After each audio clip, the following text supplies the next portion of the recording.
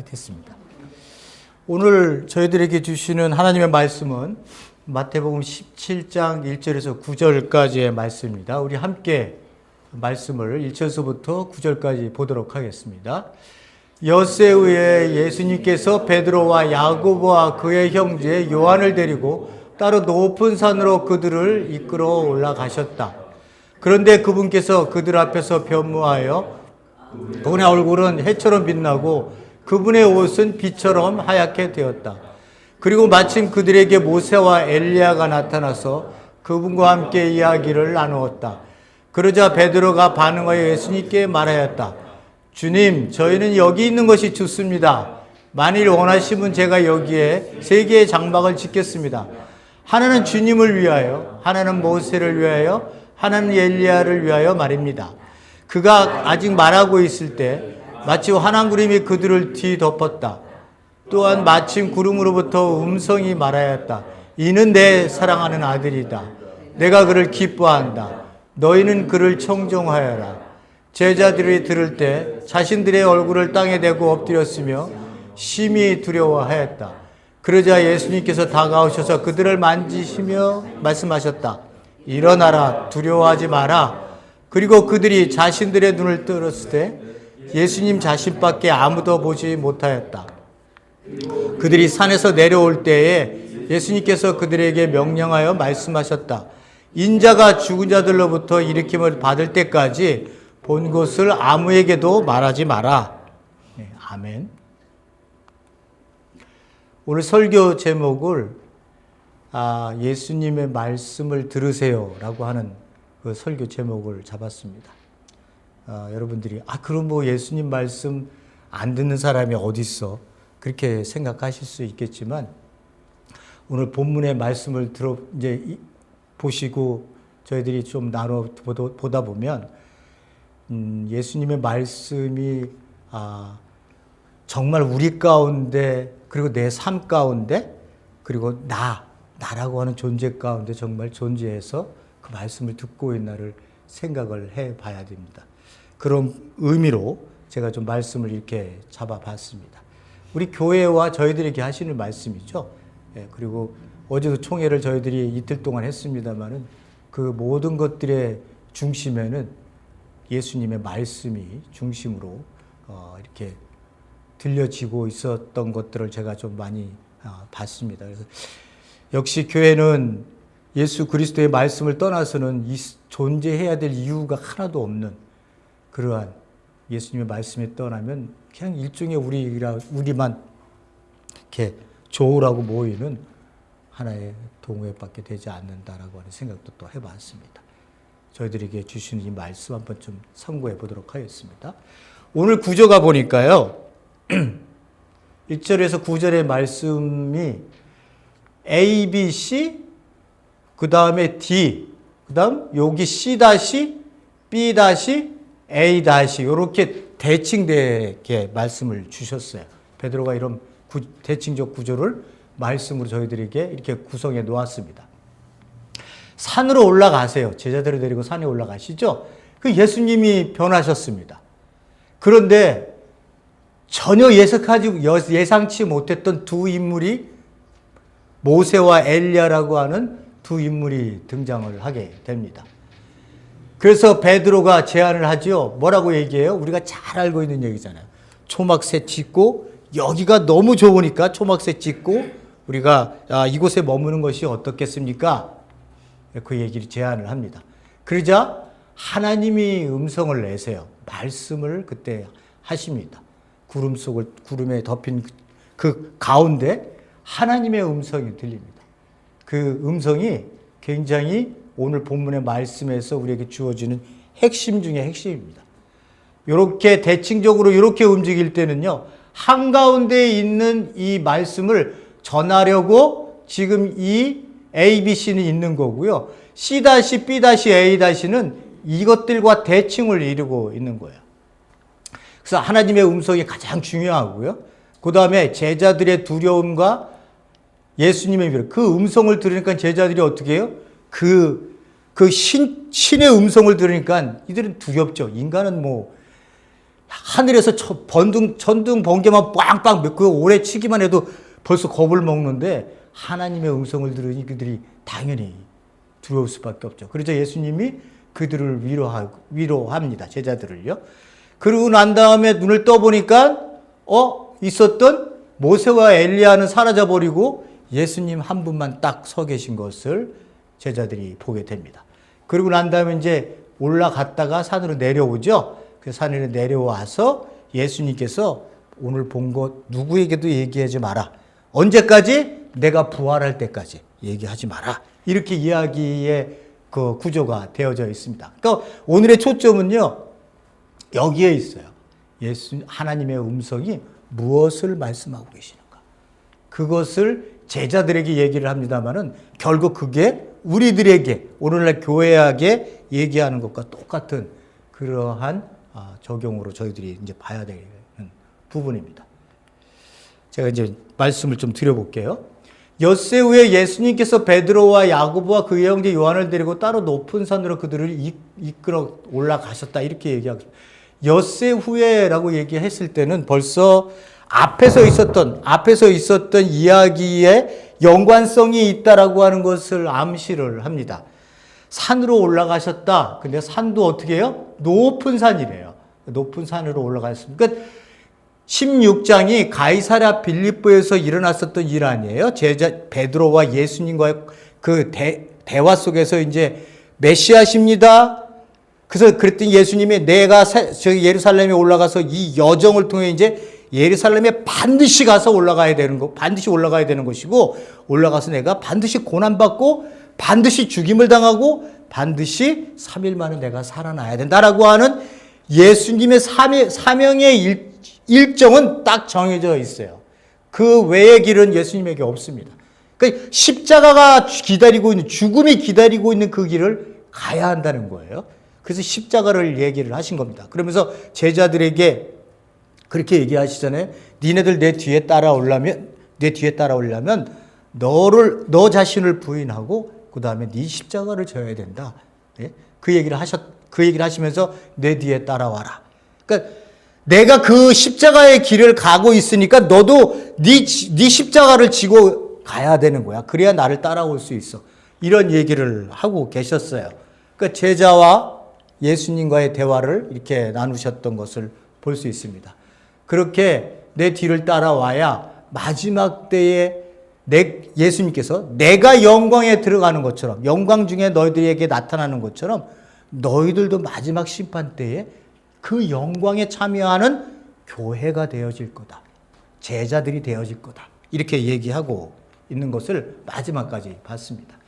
자, 그리고 난 다음에 엿새 후에 높은 산으로 올라갔다고 얘기해요. 높은 산이 가이사랴 빌립보에서 얘기했었던 6일이 지났으니까요. 가이사랴 빌립보 북쪽에 보면 헬몬산이라고 하는 엄청 큰 높은 산이 있어요. 대부분 이제 이 산을 많이 얘기를 했었고요. 이 산이 아니냐 그렇게 얘기했었고요. 엿새 후기 때문에 가이사랴 빌립보에서 내려와서 엿새 후에 이렇게 유치하고 있는 산을 보면 다볼산이라는 데도 또 존재를 해요. 근데 이 다볼산이 아니냐 얘기했을 때에 역사가 요세푸스는 다볼산에는 로마 군대의 요새가 있었기 때문에 거기는 아니었을 거라고 얘기를 합니다.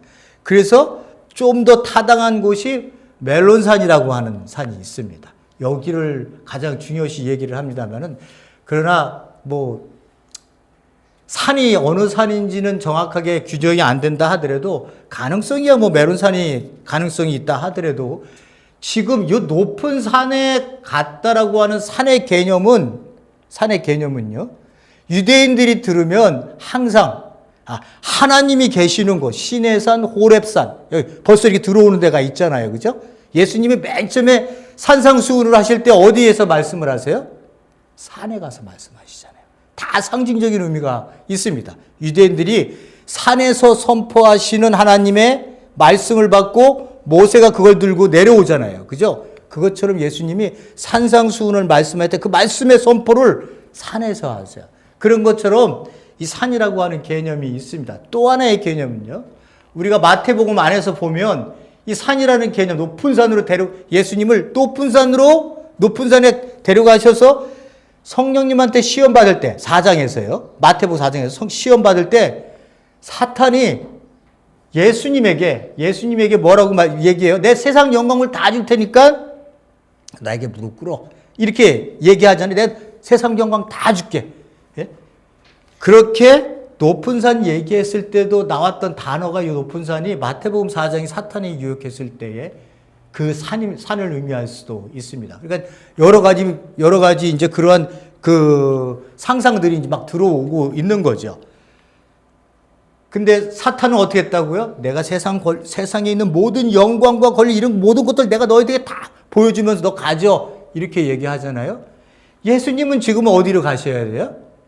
십자가의 길을 죽음의 길을 가시려고 지금 준비 중에 지금 계신 건데 이 산이라고 하는 것이 갖고 있는 마태가 공동체가 그 얘기를 들었을 때 이곳은 사탄이 세상의 영광을 주겠다고 한 곳이지. 근데 예수님은 지금 어디로 가는 거야?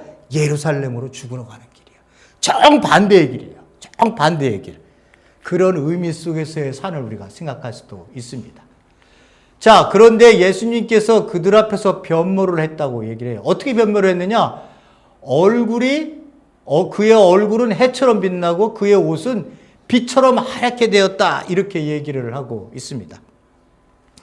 하나님의 모습을 나타내는 그 구약에서 조금 찾아보면요. 다니엘서 7장 9절에 보면 내가 바라보니 옥자들이 보이고 한 옥자에 옛적부터 계신 분이 앉으셨는데 하나님을 얘기하시는 거예요. 하나님의 옷은 눈과 같이 희고, 그죠? 머리카락은 양털과 같이 깨끗하였다. 이렇게 얘기하고 있습니다. 그러니까 옷이 희고 눈과 같이 희다. 라고 하는 존재로 하나님이 이 옥자에 앉아 계셨다고 하는 것을 유대인들은 알아요. 다니엘서 7장에서 나와서 이걸 봤으니까. 그리고 시편에 보면 시편 104편 2절에 보면 주님은 여기서는 예수님이 아니에요. 그죠? 하나님은 빛을 옷처럼 걸치시는 분이다. 그 하늘을 천막으로 펼치시는 분으로 이렇게 묘사하고 있습니다. 그러니까 유대인들에게 있어서의 이러한 모습은 하나님 아니시면 그렇게 할 수 있는 것들이 아니다라는 거예요. 또는 이 천상적인 존재들이요. 천사들이나 이런 존재들을 얘기하거나 하늘에 있는 성도들, 제가 말씀을 드렸다시피 우리가 지금 여기서 교회가 있지만 이미 이 교회가 하늘에서 그 예수님의 보좌 앞에 우리가 함께 찬양과 영광을 돌리고 있는 그러한 모습을 제가 말씀을 드렸잖아요. 우리의 모습도 이렇게 하얀 옷을 걸쳐 입고 있는 그러한 모습으로 등장하는 그러한 묘사를 합니다. 그래서 여기에 얘기하고 있는 건 예수님이 얼굴은 해처럼 빛나고 그의 옷은 빛처럼 하얗게 되었다라고 얘기했을 때 우리가 생각할 수 있는 부분들은 하나님이시구나. 신적 존재의 모습을 제자들 앞에 지금 내어 보이시고 있구나라고 하는 거예요. 그 영광을 제자들이 지금 보고 있는 거예요. 영광을요. 궁극적인 영광의 모습은 어디 있어요? 저번 주에 봤던 것처럼 어떻게 해요? 그 천사들과 함께 영광 중에 재림하실 때예요. 그거는 마지막이에요. 그래서 모든 자들을 심판하시는 그러한 자리에 쓰셨던 궁극적 영광은 그때 받으시지만 이 제자들이 사람인 이 제자들이 하나님의 영광을 미리 보는 그런 혜택을 이 제자들이 지금 미리 하나님의 영광을 예수 그리스도로부터 보고 있다고 하는 것을 이 마태는 이야기하고 있습니다. 그러니까 이 부분이 그냥 우리가 읽고 지나갈 부분이 아니라 하나님께서 예수 그리스도께서 받으실 그 영광스러운 모습, 궁극적인 영광이 그를 통해서 나타날 그 마지막 때에 등장하게 되시는 그 예수의 모습을 미리 우리에게 보여주고 계시는구나라고 하는 것을 이야기하고 있습니다. 여기 모세하고 엘리야가 등장하잖아요. 그죠? 모세와 엘리야가 그들 가운데 나타났어요. 그러니까 제자들은 엄청 쇼크로 받았을 거 아니에요. 아니 모세하고 엘리야가 어떻게 여기서 나오지? 어느 시대의 사람인데, 이 사람들이 어느 시대의 사람인데 이렇게 모세와 엘리야가 나왔을까? 이렇게 생각할 거 아니에요. 제가 네가 들은 얘기예요. 쟤는 거의 이스라엘 탐방을 안 가봤으니까. 들은 얘기인데 갔다 오신 분이 그렇게 얘기를 해요.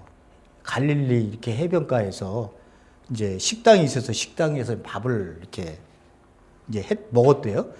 그래서 그 주인인가 누군가 그 갈릴리 사람, 여행 가이드 사람인가?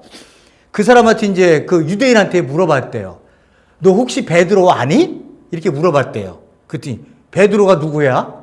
그렇게 얘기를 하더래요. 베드로는 모른다래요. 베드로 이름이 뭐 거기도 뭐 한 사람이었겠어요. 그러니까 이제 이 사람은 그리스도인이니까, 개신교인이니까 이제 베드로를 우리 너무나 잘 알고 있는 인물 아니에요. 그죠? 그러니까 베드로를 물어봤더니 모르겠다 하더래요. 그럼 모세는 아니? 그랬더니 모세를 너도 모세를 알아? 그렇게 물어보면서 우리 민족을 구원한 영웅이야 이렇게 생각을 하고 있습니다. 그렇게 얘기를 하더래요. 그러니까 그들의 사고의식에 있어서의 모세는 자기네 민족을 구원한 그걸 누구하고 비교할 수도 없는 엄청난 민족적 영웅으로 모세를 그들은 기억하고 있습니다. 하나님으로부터 그렇게 크게 쓰임을 받았던 사람으로 되어지는 거예요. 엘리야는 뭐예요? 엘리야는 여러분들이 잘 알다시피 그 이방 신과 자기 혼자서 대결해서 이기는, 누가 진짜 하나님이야? 누가 진짜 신이야? 라고 하는 이 대결에서 승리하고, 그리고 난 다음에 어떻게 죽음을 맛보지 않고 하늘로 올라간 사람이에요. 불병거를 타고. 근데 이 두 사람이 나타났다는 거예요. 그 제자들 앞에. 이 모세는요, 봐보세요. 어떻게 이제 얘기를 하는지. 요한복음 1장 19절에서 21절에 보면요, 뭐라고 얘기하냐면, 유대인들이 예루살렘에서 제사장들과 레위인들을 요한에게 보내요. 너가 누구냐? 요한이 자꾸만 사람들에게 세례를 주고 많은 사람들이 와서 회개하고 막 이런 일들이 벌어지니까 어디서 왔다고요? 예루살렘 중앙 헤드쿼터에서 사람을 보내요. 사람을. 그래서 누가 왔다고요? 제사장들과 레위인들이 왔다는 거예요. 그래서 너 대체 누구야? 네 정체성이 뭐야? 이렇게 물어본 거예요. 그러니까 요한이 뭐라고 얘기하냐? 나는 그리스도가 아니다. 이렇게 얘기해요. 그러니까는 그 사람들이, 그럼 너 뭐야? 누구야? 뭐야? 엘리야야? 그러니까 가로되 나 엘리야 아니야. 그래서 또 묻대. 너가 그 선지자냐? 여기서 너가 그 선지자냐라고 얘기했을 때를, 이게 출애굽기 34장입니까? 출애굽기 34장에 나오면 내가 너와 같은, 모세와 같은 선지자를 네 동족 중에 한 사람을 세우겠다고 얘기를 하세요. 출애굽기 34장이에요.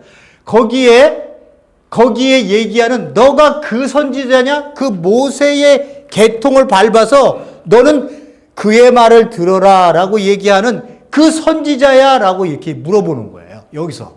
그만큼 모세의 계통을 통해서 누군가 하나님이 보내신다고 하셨던 그 선지자, 그가 말하는 것들을 너희들 들어야 산다 라고 하는 거를 강조하시거든요. 유대인들이 예수님 당시에도요, 몇천 년이 지났는데도 이거 기다리고 있었던 거야. 대체 이 세례 요한을 보고 그가 너야? 라고 물어보는 거야. 사도행전에 보면 더 정확하게 얘기한다. 사도행전에 보면 모세가 말하되 주님이 너희를 위하여 네 형제 가운데 나 같은 선지자를 하나를 세우게. 이게 신명기 18장이네요. 모세가 말하되 주 하나님이 너희를 위하여 너희 형제 가운데서 나 같은 선지자 하나를 세울 것이니 너희가 무엇이든지 그 모든 말씀을 들을 것이라. 베드로가 그 백성들에게, 유대인 백성들에게 지금 설교하는데 모세에게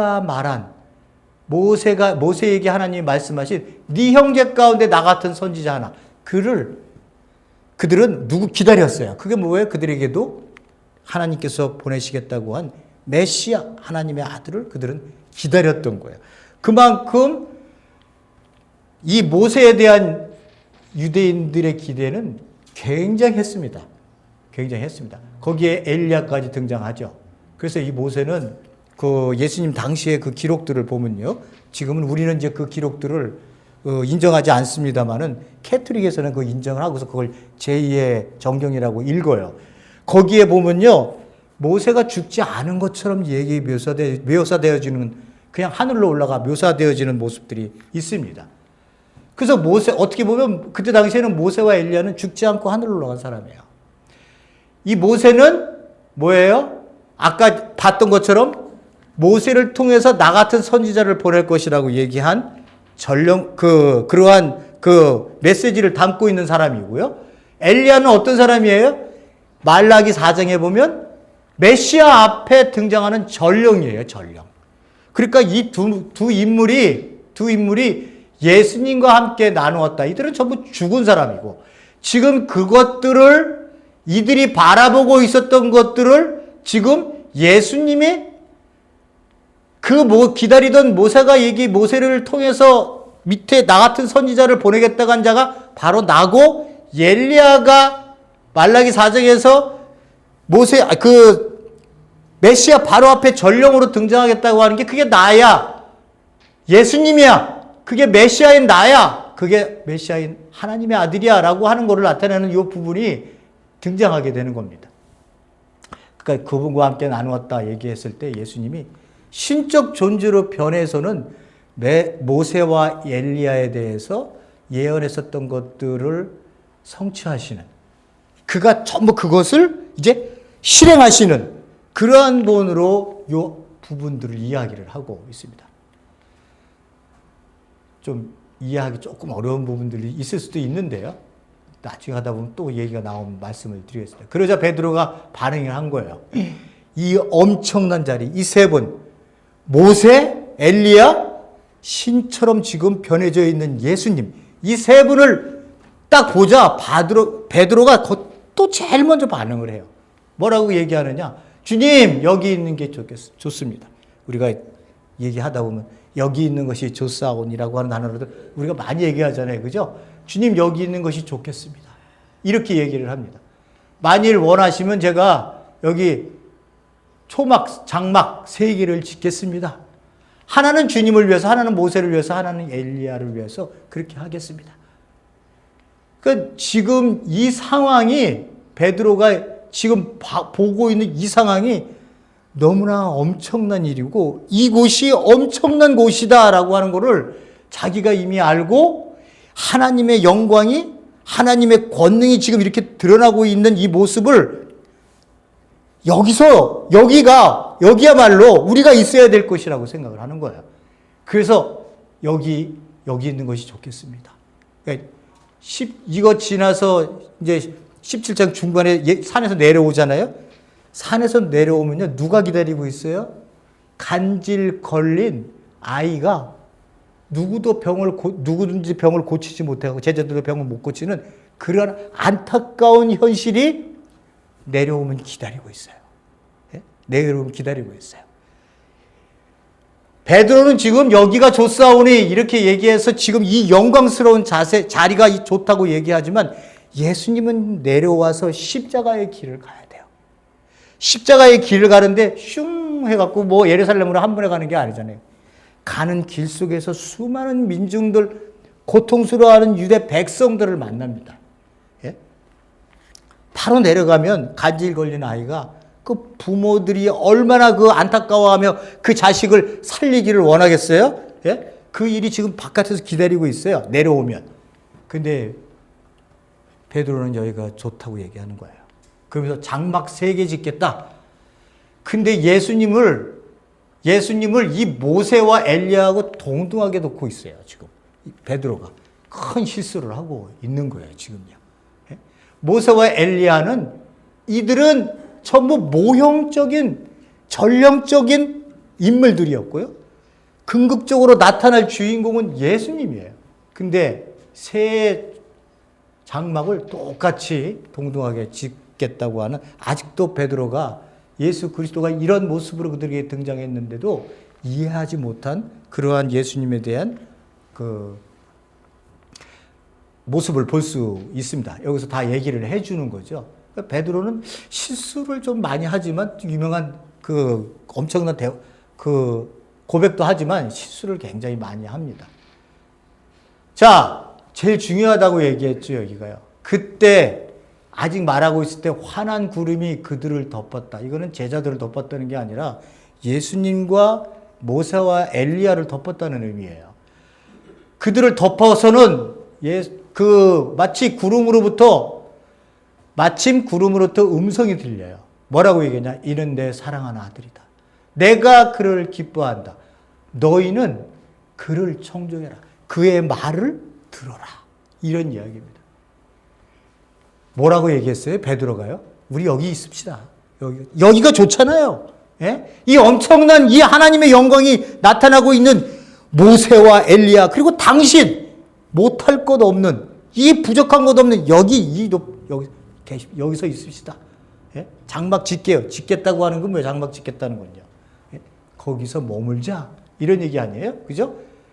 그때 하나님께서 이는 내 사랑하는 아들이다. 이거는 어디서 나왔다고요? 베드로가 고백한 주는 그리스도시요 살아계신 하나님의 아들입니다.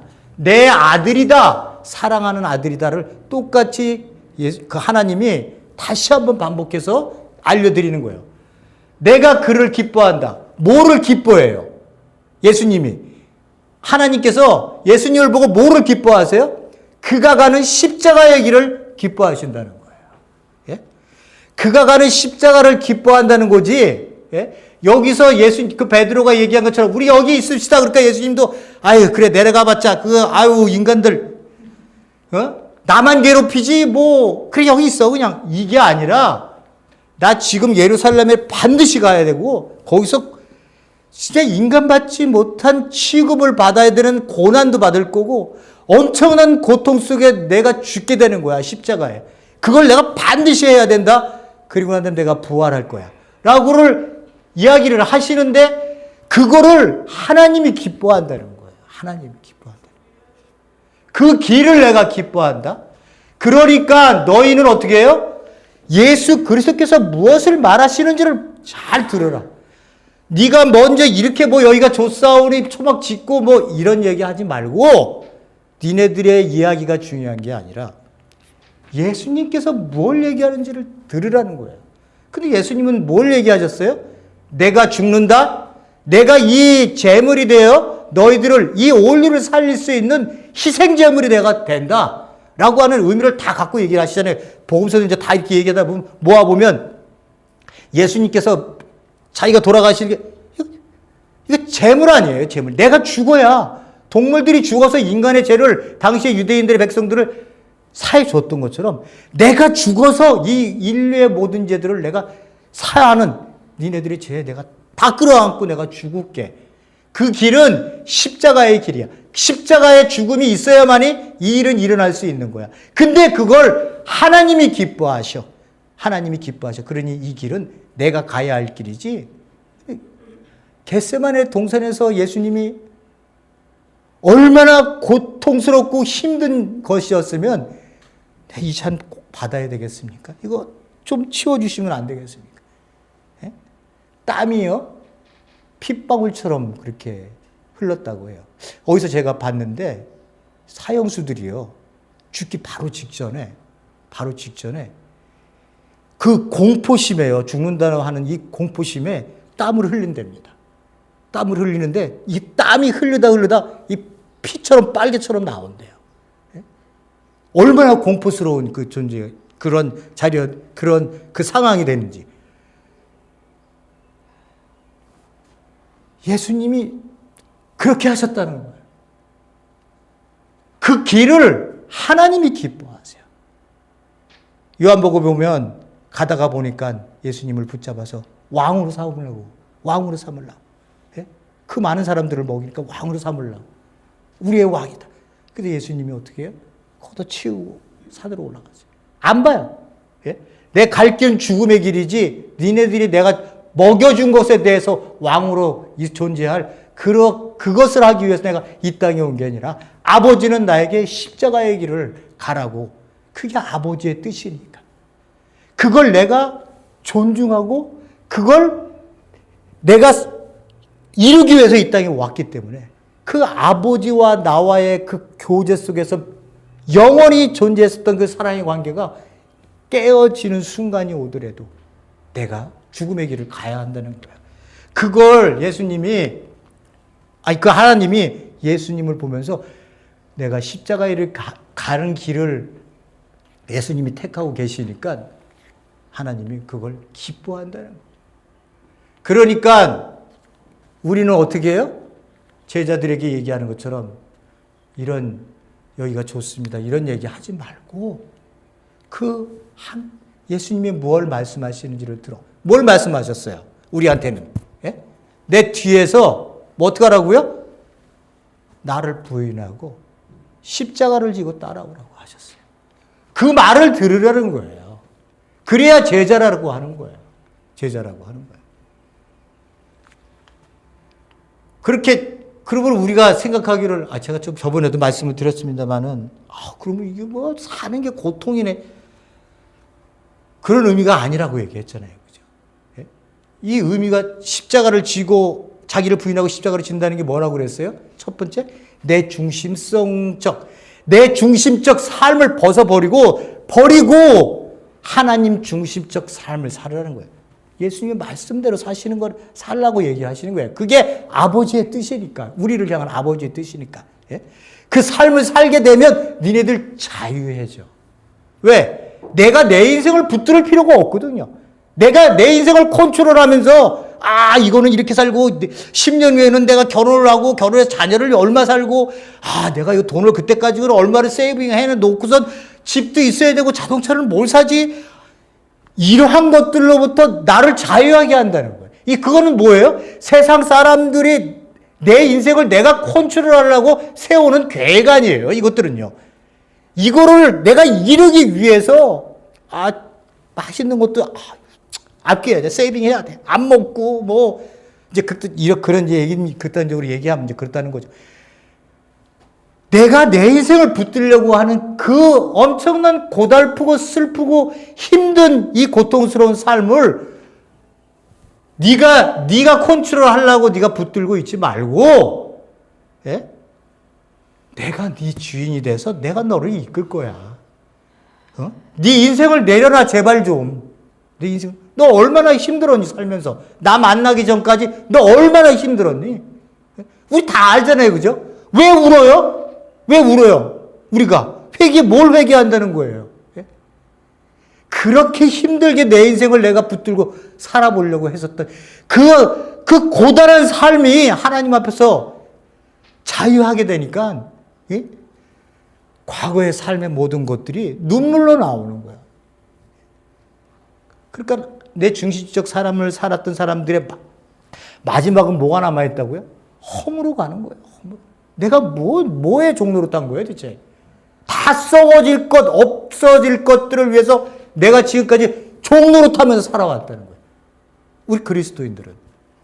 이제는 그것이 중요한 것이 아니고 영원하지 않은 것을 알기 때문에 우리가 영원한 가치 있는 하나님의 말씀의 그 맛을 아니까 이게 사는 길이고 이게 복된 길이고 이렇게 살아보니 내 인생을 내가 이렇게 컨트롤하고 걱정거리 10년, 20년 이거 걱정할 필요 없구나.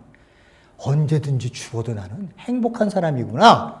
예? 내일 달에 데려가셔도 나 행복한 사람이구나. 우리가 여기로 간 거 아니에요. 여기로 지금요. 예? 그러니까 십자가 부인하고 십자가를 진다는 게요. 그게 세상 사람들이 들으면 그거 어떻게 살아? 그게 아니라 가장 중심은 뭐예요? 나예요. 나. 내가 내 중심적 삶을 하나님 앞에서 얼마나 내려놓느냐. 얼마나 나를 부인할 수 있느냐. 하나님, 제가 당신 앞에 내 고집으로 당신의 영광을 가리고 당신의 뜻을 가리고 영원한 가치를 가리는 일을 하지 않도록 하나님 도와주세요. 기도는 그렇게 하는 거지. 예? 기도는 그렇게 하는 거죠. 우리가. 예? 우리가 인생을 살면서 내 이 문제의 인생의 모든 것들, 문제거리들을 해결하려고 내가 이 땅에 태어났냐고요. 그러려고 예수님 믿었어요? 문제 맨날 많지. 문제 없는 인간이 어디 있어요? 문제 없는 사람이 어디 있어요? 예? 다 아닌 척하고 걸어다니지만 다 문제 있습니다. 그거 해결하려고 제가 이 땅에 태어났어요? 예? 아니잖아요. 그죠? 예? 근데 사람들은 교회 다녀도 뭐라 그래요? 사람들은 전부 문제거리를 붙들고 매일같이 기도만 해요. 평생을 그렇게 기도해요. 문제가 해결되면 왜 문제거리가 없지? 그것 때문에 고민을 해. 이 사람들은. 교회가. 그래갖고 뭐하면 맨날 문제거리. 언제 삶 살 거예요? 언제? 하나님이 주신 내 중심적 삶이 버려지고 하나님과 함께해서 기뻐하는 삶을 언제 누릴 거냐고. 내 옆에 있는 너를 언제 누리냐고요. 우리를 언제 한번 누려보냐고요. 언제 한번 누려보냐고요. 예? 우리 이번에 총회하는데 어저께 총회하는데요. 자, 여러 종류들 다 있잖아요. 한국 사람, 스페니시 사람, 예? 또 사모아 분들도 계시고 미국 분들 계시고 이러잖아요. 우리 그 감독님이 우리 한국 우리 교회를 굉장히 사랑하시더라고요. 이렇게 이제 보고할 때 스페니시 일어나서 뭐 보고하고 그럼 찬양을 하고 막 그런 보고를 합니다. 그리고 이제 사모아 분들을 이제 하시니까 사모아에 오신 분들이 전부 일어났어요. 사모아 찬양을 하더라고. 뭔 찬양을 하는지 모르겠지만 듣는데 내 마음이 너무 감동적이더라고요. 뭘 얘기하는지는 모르지만 들려오는 음성이 너무나 감동적이에요. 그 다음 우리 코리안 사람 다 일어나서 우리 코디네이트 되시는 이 목사님이 이제 이봉화 목사님이라고 계시는 그분이 이제 한국 교회 우리 교회도 시작해서 이제 다 이름을 부르시면서 이렇게 여러분들의 그 은혜 가운데 우리 교회들이 잘 성장하고 이거 다 얘기를 하셔. 근데 총 감독님이 앉아 계시다가 딱 일어나시더니 나오시더라고요. 한국 교회를 자기가 너무 사랑한다. 그렇게 말씀하시는데 너무 감사하다. 뭐 사모아 분들은 안 그래서 그런 건 아니지만 우리 한국 교회가 얼마 뭐 조그만 소수지만 예? 그래도 하나님 안에서 우리가 그분들을 존중하고 리스펙트 해주고 함께 이렇게 유대관계를 맺어가면서 이 신앙생활을 하고 있다고 하는 것에 대해서 우리도 감사하고 그분들도 우리에 대해서 은혜를 받고 그런 거예요. 혼자 사는 것 같죠? 천만의 말씀이에요. 천만의 말씀. 나 혼자면 될 것 같죠? 천만의 말씀이죠. 우리는 더불어 함께 살아가고 있는 거야. 더불어 함께 살아가고 있는 거야. 그래서 하나님이 예수님의 말씀을 들어라. 내가 머리로 이 교회를 세울 것이니까 이 교회의 네 공동체 어떻게 살아야 되는지 그걸 잘 한번 여러분들이 생각하고 하나님의 인도하심을 받으면 살아라. 그런 얘기. 제일 중요한 얘기입니다. 얘기를 들으니까 제자들은 땅에 얼굴을 대고 엎드려서는 심히 두려워했다. 그러자 그분을 위로하실 분은 뭐예요? 예수님이세요. 예수님. 우리가 두려워 떨 때도 우리를 궁극적으로 위로하실 분은 예수님이에요. 예수님이 직접 말씀을 안 하셔도 너를 통해 우리를 통해 다 회복받고 위로받을 수 있어요. 그거 하나님이 하시는 일이고 예수님이 하시는 일이에요. 예?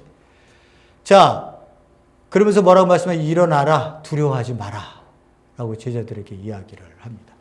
그리고 그들이 자신들의 눈을 들었을 때 이 모세와 엘리야는 사라지고요. 누구만 남아요? 예수님만 남았어요. 예수님은 이제 내려오시면 어떻게 한다고요? 세상이 기다리고 있어요. 이 세상. 아픈 세상. 고달픈 세상. 인생을 끊어야 될지 말아야 될지 자기 마음대로 되지도 않는 이 세상. 예? 가족을 돌봐야 되고, 예? 종교의 그 심판을 매일같이 정죄받는 지켰느냐 지키지 않았느냐. 그거로 이 물들여져 있는 유대 이 세상에 예수님은 내려오셔야 돼요. 거기 계시면 안 돼요. 거기 계시면 안 돼요. 예수님은 십자가를 지기 위해서 이 백성들의 그 삶의 한가운데를 예수님은 지나가셔야 되는 거예요. 그래서 예수님이 내려오시죠? 그래서 예수님이, 그럼 제자들은 다 내려왔겠죠? 그죠? 그 세 명이 내려왔겠죠? 내려와서는 이제 예수님이 그들에게 명령을 하십니다. 세 명에게. 내려올 때에. 인자가 죽음으로부터 일으킴을 받을 때까지. 그러니까 부활할 때까지 너희들 지금 이거 본 거 얘기하지 마. 왜? 왜 얘기하지 말라 그랬어요? 이거 얘기하면 사람들은 엄청난 일이 있었구나. 이 엄청난 것들을 우리가 그 주인공으로 계신 예수님을 우리가 모시고 있구나라고 제자들도 오해할 수 있고요. 세상 사람들도 그러한 이야기를 들으면 저분을 엄청나고 우리에게 위대한 힘만 주시고 엄청난 하나님의 영광을 보여주실 분으로만 생각을 해요. 한쪽 측면을 본다고요. 한쪽 측면을. 이 위대하시고 영광스럽고 하나님의 현현을 볼 수 있는 이분. 네? 그것만 생각한다고요. 사람들에게. 그러니까 예수님께서 그런 오해, 메시아에 대한 그런 오해를 그런 모습의 오해를 받지 않기 위해서 내가 죽어서 마지막 십자가에 지는 것까지, 그래서 십자가에서 죽는 것까지 그들이 보고 그 다음에 부활이라고 하는 것을 뭐라고 얘기했다고요? 부활은 그냥 사람이 한번 나사로처럼 바닥 일어났다가 언제 생명 닿으면 죽는다. 그런 의미의 부활이 아니라 예수님이 죽었다 살아났다고 하는 건 하나님의 아들이다. 하나님이 인정한 자들이라고 하는 거를 눈을 뜨고 니네들 봐야 된다는 거예요. 니네들이 죽였다고 하는 거야. 하나님의 아들을. 예? 그거를 볼 때까지 아무에게도 얘기하지 말라는 거예요. 그 사명의 길이 십자가의 길과 함께 그 죽음의 깍까지 가셔야 되는 거예요. 예수님은. 그걸 거부하지 않으시는 거예요. 죽어야 된다 내가. 죽어야지만 니네들이 살 수 있다는 거예요. 근데 그거를 어떻게 한다고요? 부활 때까지. 부활은 하나님의 인정하심. 하나님이 내 아들이라고 하는 것을 확증하심. 그걸 보임을 통해서 내 십자가의 죽음이 무엇인지를 진정한 의미를 알게 하시는 거예요. 진정한 의미를. 괜히 죽은 거 아니잖아요. 예수님이요. 고통받으시면서. 괜히 죽었어요. 그게 아니라 그의 죽음은, 그의 죽음이 부활을 통해서 조명되어지는 거예요. 그 예수님의 삶의 모든 것들이 십자가 죽음을 통해서 보니까 하나님이 인정하신, 그러니까 너는 내 아들이고 내가 그를 기뻐한다 라고 하는 그것으로 이 십자가의 길을 가시게 하시고 부활을 통해 인정하시고 하나님이 공적으로요. 그것을 이야기하심으로 산에서 내려오는 것으로 오늘 본문의 말씀을 맺고 있습니다. 다 말씀을 제가 다 드렸어요. 그러니까 여러분들이 이제 우리가 왜 예수님의 말씀을 들어야 되느냐? 예? 결국은 내 문제거든요. 너의 문제이기 전에 내 문제인 거예요. 내가 지금 나를 부인하고 십자가의 길을 가는 그러한 삶의 자리에, 그러니까 내 중심적 삶을 벗어 던지고 하나님이 기뻐하시는 말씀과 그 주어지는 모든 환경 속에 무릎 꿇고 기도하는 것들이 당신 중심적인 것이, 당신이 원하시는 것이 드러나기를 내가 원하고 있는가? 라고 하는 것을 내가 지금 마지막 부르시는 그날까지 그 일을 해가는 거예요. 그걸 십자가의 길을 간다고 얘기하는 거예요. 그러한 삶의, 신앙의 투쟁을 어떻게 봐요? 너를 보니까 너도 그렇게 살고 있잖아요. 그렇게 사는 건 세상 사람들이 그렇게 살지 않잖아요. 내 동지가 내 옆에 있네. 예? 내 동지도 그렇게 살아가고 있어요. 예? 그러니까 서로 위로하고 용납하고 무엇을 얘기해도 다 이해할 수 있어요. 하나님 안에서. 뭔 얘기를 해도 다 이해할 수 있어요. 조금 정도의 차이가 있다 할지라도 그런 것들은 하나님 앞에서 중요한 게 아니에요. 다 그렇게 살아가는 존재들이 모인 걸 보고 교회라고 공동체라고 얘기하는 거예요. 에클레시아라고 얘기하는 거예요. 왜 십자가 세우고 우리가 이름 딱 써놨다고 그거 교회가 되는 게 아니잖아요. 여러분들이 그렇게 사셔야 돼요. 그래서 예수님의 말씀을 들으셔야 돼요. 그 말씀이 내 안에 박히셔야 돼요. 박혀서 그거를 붙들고요. 하나님 안에서 내가 그 말씀을 용납되지 않으면 왜 나는 용납되지 않아요? 저 그렇게 살고 싶어요를 기도하세요. 문제 해결해달라고 맨날 얘기하시지 마시고. 문제 해결 당연히 우리가 급하면 기도할 수 있죠. 예? 그러나 그것도 하나님께 맡기셔야 돼요. 하나님의 거대한 장정의 그 뜻 가운데 역사의 섭리 가운데 그런 것들을 협력해서 다 이루어 나가게 하세요. 그러니까 우린 지금 제가 이 말씀을 이거 시간이 또 많이 돼서 그런데 그 문제 해결하기 위해서 어떤 분이 이렇게 얘기를 해요. 이제 이렇게 모이면 어떤 사모님이 이렇게 얘기를 해요. 야, 무슨 문제가 있어도 하나님한테 다 기도하면 하나님이 다 들어주셔. 그 기도드렸는데도 네가 받지 않는 건 믿음이 없기 때문이야. 그러면서 성도들로 하여금 그 모인 사람들로 하여금 막 목사님, 사모님이 기도밖에 없어.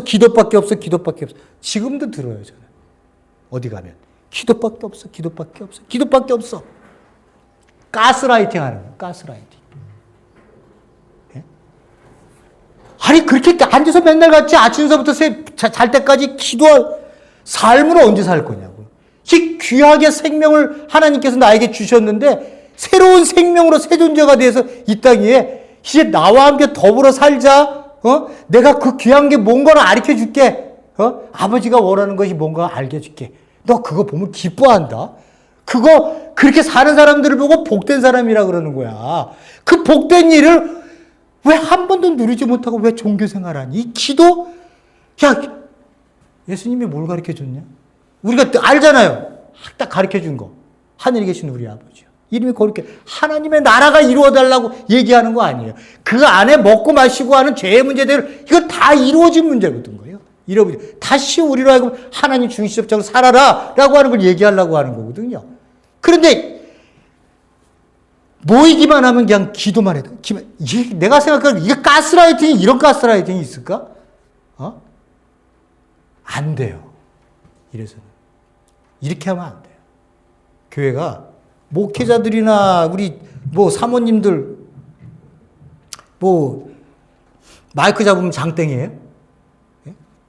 그러시면 안 돼요. 기도 당연히 필요하죠. 그건 하나님과의 나와의 관계 속에서 매일같이 길거리를 걸어도 드려져야 될 것들이에요. 예? 생명과도 같은 것들이에요. 근데 그거 맨날 기도 제목 다 하는 주여 삶을 사세요. 삶을 살다가 부르면 하나님께 가는 그 삶이 얼마나 소중한데 왜 삶을 버리고 자꾸만 종교생활로 들어가려고 그러세요? 저는 그게 이해가 안 가요. 그게 이해가 안 가요. 성령 충만하라고 맨날 나한테 성령 충만하라고 그래. 저 사람들 다 가스라이팅 하려고 그러나? 짜증이 나갖고 화딱지가 나고 한마디 하려고 그러다가 내가 죽지도 않고 지금 내가 내 중심적 삶을 지금 버리기 위해서 하나님 앞에 기도하면서 내가 삶을 살아가고 있는데 성령 충만을 어디서 오겠다는 거예요 대체? 내가 안 죽었는데 성령 충만이 와요? 내 중심적 삶이 지금 딱 살아갖고 여기서 내가 원하는 대로 살아야 돼. 그런데 성령 충만이 와요? 그 이야기를 할 게 아니라 하나님 앞에 십자가와 자기 부인을 내가 지금 그것을 해나가는 과정이고 마지막 부르실 때까지 이 과정을 이제 성화 과정이라고 얘기하는 거고요. 그날까지 가는 길을 지금 가고 있는데 뭘 자꾸 성령 충만하라 그러는 거야, 나보고. 성령 충만하면 좋죠. 그럼 뭔가 고칠 것 같죠, 그죠? 예? 모든 건요, 하나님 안에서의 그 복된 삶이 무엇인지를 알고 기뻐하는 것, 이것만큼 중요한 거 없어요. 그거를 성령님께서 우리로 하여금 보게 해주시는 거예요. 그때 내가 얼마나 기뻐요? 성령 충만한 사람이에요. 이런 걸 보고. 예? 나 복된 사람이구나. 하나님이 나를 부르셨어. 근데 내 진짜 삶을 봤어, 내가. 야, 이거 내 그냥 세상 사람들이 사는 삶이 아니야. 이거는 달라. 니네들은 액션과 리액션의 삶을 살겠지만 나는 액션과 리액션의 삶을 너무 못 썼어. 그런 것들이 왜 일어나는지 내가 이제 알게 됐어. 삶이 달라지는 거야. 그 삶을 살아라 그래 얘기했더니 계속되고 그냥 성령 충만하라 그러고 기도해서 문제 다 해결해야 된다고 얘기하고. 아이고. 그래서 제가 좀 그랬습니다만 우리 사랑하는 성도님들은 좀 이 말씀이 그냥 주어진 게 아니라 예수님의 말씀을 들어라. 그가 뭘 이야기하는지, 왜 주었는지, 그래서 어떤 결과가 나타났는지, 그래서 네가 어떻게 변했는지 이거를 좀 너희들이 보면서 예수의 길을 따라갔으면 좋겠다. 그런 말씀으로 오늘 말씀을 맺도록 하겠습니다. 고맙고 감사하신 하나님 아버지 감사합니다. 하나님, 우리는 세상이 얘기하는 얘기에 훨씬 더 우리가 귀를 많이 듣고 이 매스컴 또 유튜브 소식부터 시작해서 너무 많은 이야기들이 던져져 나옵니다. 쏟아져 나오는 그것들을 우리가 분간 없이 이렇게 받아들이지 않게 하시고 지혜롭게 하나님의 사람으로 모든 것들을 잘 분간하게 하시고 무엇이 나를 신앙생활하는데 힘들게 하는지를 잘 내 안에서 성찰하게 하셔서 오늘 본문의 말씀처럼 예수님의 말씀에 귀를 기울이고 정말 그가 무엇을 원하고 계시는지, 무엇이 복된 길인지, 돈 많은 게 복된 길인지 아니면 하나님과의 관계 속에서 내 생명의 존재가 꽃피어서 그것으로 내가 얼마나 기뻐하고 모든 사람들과 함께 그 기쁨을 나눌 수 있는 사람이 복된 일인지, 짧은 인생 살면서 무엇이 중요한지를 알고 그 길을 걸어가는 그런 우리 존재들이 되게 도와주시옵소서. 예수님 이름으로 기도했습니다. 아멘.